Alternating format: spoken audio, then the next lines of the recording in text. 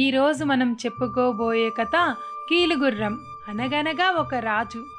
ఆ రాజుకు ఒక్కడే కొడుకు, ఒక్కతే కూతురు.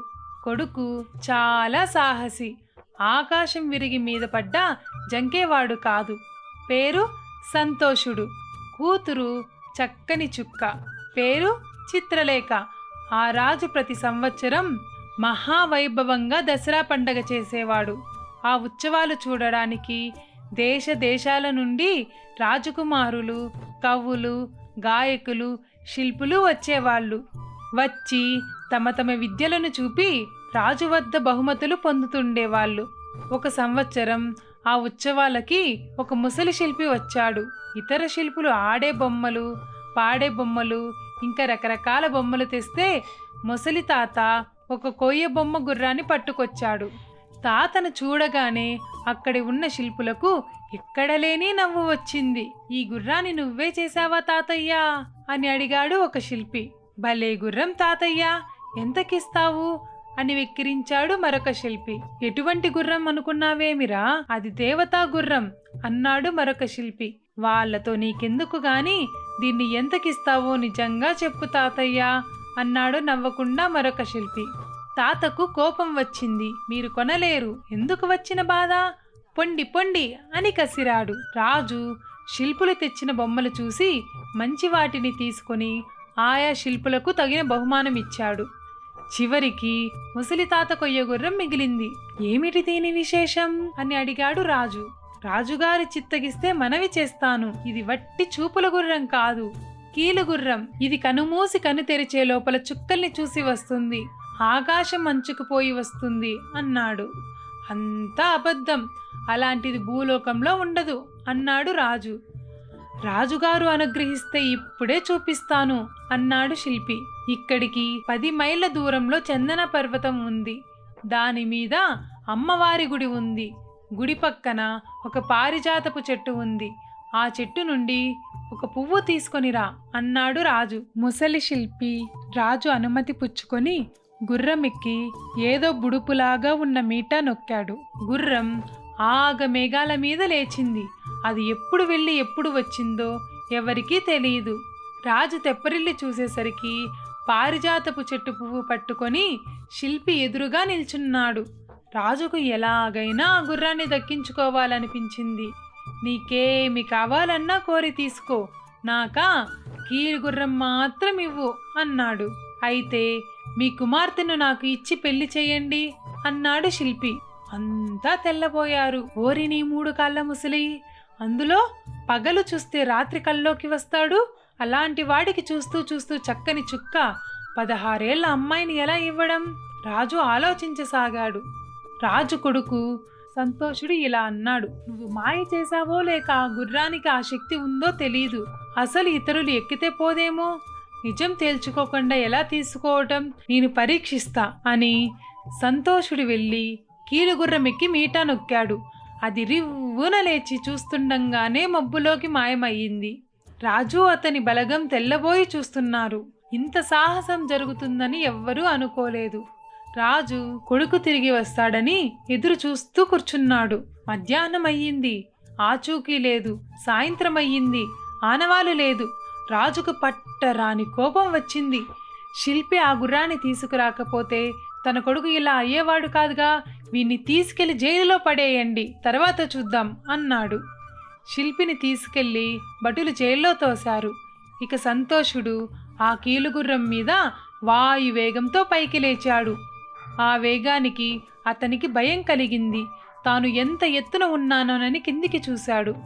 మనుషులు కనిపించట్లేదు, చెట్లు కనిపించలా, తన కోట కనిపించట్లేదు. చందనగిరి మాత్రం చిన్ని పుట్టలాగా కనిపించింది.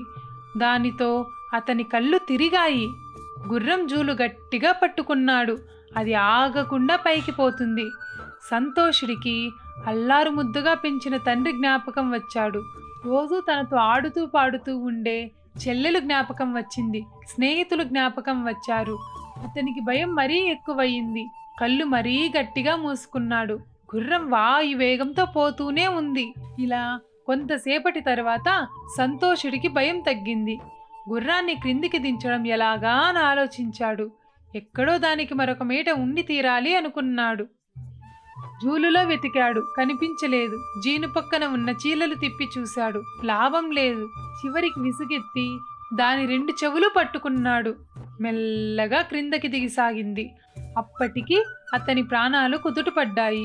గుర్రపు చెవులు 2 ఇంకా గట్టిగా వెనుకకు లాగాడు. అది వేగంగా కిందకి దిగసాగింది. అలా దిగి దిగి చివరికి ఒక 7 అంతస్తుల మీద వాలింది. అప్పటికే బాగా ప్రొద్దుపోయింది. తనమంతా ప్రశాంతంగా ఉంది. సంతోషుడు మెట్లు దిగి 7 అంతస్తు లోపలికి వెళ్ళాడు. అతనికి సంగీతం వినిపించింది. ఆ శబ్దాన్ని బట్టి వెళ్ళాడు. మరకత మాణిక్యాలతో దగదగా మెరుస్తూ ఉంది ఒక పెద్ద గది. లోపలికెళ్ళాడు. అక్కడ ఒక హంసతూలికా తల్పం మీద రాజకుమార్తె పడుకుని ఉంది. ఆమె చుట్టూ చెలికత్తెలు పడుకుని నిద్రపోతున్నారు. సంతోషుడు తన కళ్ళను తానే నమ్మలేకపోయాడు. కలగంటున్నానేమో అని అనుకున్నాడు. తనని తాను గిచ్చుకొని చూశాడు. నొప్పి కలిగింది. అప్పుడు అదంతా నిజమని నమ్మాడు. మళ్ళీ ఒకసారి రాజకుమార్తె వంక చూశాడు. చుక్కల మధ్య చంద్రుడిలాగా ఉంది. బంగారపు జుట్టు తలతలా మెరుస్తుంది. మెల్లగా వెళ్ళి ఆ జుట్టు మెల్లగా తాకాడు. రాజపుత్రిక కళ్ళు విప్పి అతన్ని చూసింది. సంతోషుడు ఆమెను పక్కకు తీసుకెళ్లి తన కథంతా చెప్పాడు. తనతో తన రాజ్యానికి వచ్చి తనని పెళ్లి చేసుకోవాల్సిందిగా ప్రార్థించాడు. వంగరాజపుత్రిక కూడా అతన్ని ప్రేమించింది. ఇంకొకరికి చెప్పకుండా బయలుదేరింది. ఇద్దరూ కీలుగుర్రమెక్కి చంద్రగిరి పట్టణం ముందు వాలారు. మేళతాళాలు, బాజా భజంత్రీలు లేకుండా కొత్త పెళ్లి కూతురుని అంతఃపురానికి తీసుకువెళ్ళడానికి సంతోషుడి మనసు ఒప్పుకోలేదు. రాజపుత్రికకు ఇప్పుడే వస్తానని చెప్పి ఆమెను గుర్రాన్ని అక్కడి తోటలోని బంగ్లాలో దింపి ఒక్కడే ఇంటికి వచ్చాడు. రాజు సంతోషానికి అవధులు లేకుండా పోయింది. వెంటనే శిల్పిని విడుదల చేయించాడు. రాజపుత్రిని తీసుకురావటానికి ప్రయత్నాలు ఆరంభమయ్యాయి. ఈ సంగతంతా శిల్పి విన్నాడు. గుట్టు చప్పుడు కాకుండా రాజకుమారి దగ్గరికి వెళ్ళి మిమ్మల్ని ఈ గుర్రం మీద అంతఃపురానికి తీసుకొని రమ్మన్నారు అని అన్నాడు. ఆమె నమ్మి కీలుగుర్రం ఎక్కి అతని వెనక కూర్చుంది. శిల్పి మీటా నొక్కాడు. గుర్రం రివ్వున లేచింది. మేళతాళాలతో రాజపుత్రికను తీసుకువెళ్ళడానికి వచ్చిన వారంతా జరిగిన మోసం తెలుసుకున్నారు. ఈ వార్త విని సంతోషుడు దిగులు పడ్డాడు. రాజపుత్రిక లేకుండా తను బ్రతకడం కుదరదు అనుకున్నాడు. ఎలాగైనా ఆమెను తిరిగి తీసుకురావాలని కాలినడకన బయలుదేరాడు. శిల్పి ఎక్కిన గుర్రం పోయి నేపాలీ దేశంలో ఒక మైదానం మీద దిగింది. రాజకుమారి శిల్పి చేసిన మోసం తెలుసుకొని ఏడవసాగింది. ఆ ఏడుపు వేటకు వచ్చిన నేపాలీ రాజు చెవిలో పడింది. అతడు వెంటనే వచ్చి జరిగిన మోసం రాజపుత్రిక ద్వారా తెలుసుకొని శిల్పి తల నరికివేశాడు. నేపాలీ రాజుకు కూడా వంగరాజపుత్రిక మీద ప్రేమ ఏర్పడింది. ఇది ఏ మాత్రం ఆమెకి ఇష్టం లేదు. రాజు బలాత్కారం నుండి తప్పుకోవటానికి పిచ్చి పట్టినట్లు నటించసాగింది. దగ్గరకు వచ్చే వాళ్లను రక్కేది, పీకేది. రాజు ఎంతో చిన్నబోయాడు. ఆమె పిచ్చి కుదర్చడానికి ఎందరో వైద్యుల్ని పిలిపించాడు. ఎన్నో మందులు విప్పించాడు. లాభం లేకపోయింది. నిజమైన పిచ్చి అయితేగా అసలు కుదరటానికి. ఇక్కడ ఇలా జరుగుతూ ఉండగా అక్కడ చంద్రగిరిలో కాలినడకన బయలుదేరిన సంతోషుడు ఊర్లు దాటాడు. చీమలు దూరని చిట్టడివి, కాకులు దూరని కారడివి దాటాడు. ఎక్కడ తన రాజపుత్రి జాడ తెలియలేదు. ఏరులు దాటాడు, నదులు దాటాడు, కొండలెక్కాడు. చివరికి నేపాలీ రాజు పట్టణం చేరుకున్నాడు.